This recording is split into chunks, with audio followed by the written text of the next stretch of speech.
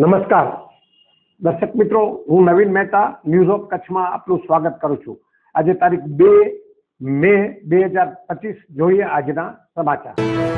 સુરતના કાપોદ્રા પોલીસ સ્ટેશનના મહિલા પીએસઆઈ અને એએસઆઈ માટે 63,000ની લાંચ લેતા વચેટિયાને એસીબી એ ઝડપી લીધો। સુરતના કાપોદ્રા પોલીસ સ્ટેશનના મહિલા પીએસઆઈ એએસઆઈ અને એક સાગરી પોલીસ ચોકીમાં રંગે હાથ 63,000ની લાંચ લેતા ઝડપાયા હતા। પૈસાની લેતી દેતીની અરજી બાબતે ફરિયાદી પાસે રૂપિયા માંગ્યા હતા।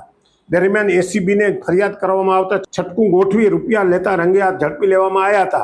હાલ એસીબીએ ત્રણેયની ધરપકડ કરી વધુ તપાસ હાથ ધરી છે। મળતી માહિતી પ્રમાણે કાપોદ્રા પોલીસ સ્ટેશનમાં ફરિયાદી વિરુદ્ધ પૈસાની લેતી દેતી બાબતે અરજી કરવામાં આવી હતી।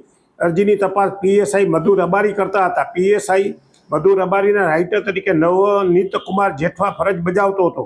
ફરિયાદી વિરુદ્ધ કાપોદ્રા પોલીસ સ્ટેશનમાં થયેલી અરજીને લઈને પૈસા અપાવવા માટે પીએસઆઈ દબાણ કરતા હતા। દબાણ ઓછું કરવા માટે પીએસઆઈએ 63,000 રૂપિયાની માંગણી કરી હોવાની વાત આવી છે। ફરિયાદી પૈસા આપવા ના માંગતા હોવાથી તેમણે એસીબીને જાણ કરી હતી।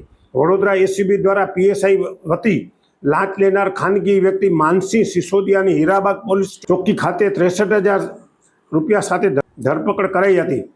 માનસિંહે પીએસઆઈ મધુ રબારી અને નવનીત જેઠવાનું નામ એસીબી સમક્ષ જણાવ્યું હતું, જેથી એસીબી દ્વારા પીએસઆઈ મધુ રબારી, એએસઆઈ નવનીત કુમાર તેમજ ખાનગી વ્યક્તિ માનસિંહ સિસોદિયાની ધરપકડ કરી છે। સોફ Kutch power by Opal electronics, LG best shop, Vijaynagar road Bhuj, Rambag road Adipur. Power by KC jewellers, latest fashion ડિઝાઇનના ઓર્નામેન્ટ્સનો વિશ્વાસપાત્ર શોરૂમ, હોસ્પિટલ રોડ ભુજ। દર્શક મિત્રો, આ હતા આજના સમાચાર। આવતીકાલે આપણે ફરી મળીશું, ત્યાં સુધી મને રજા આપશો। નમસ્તે।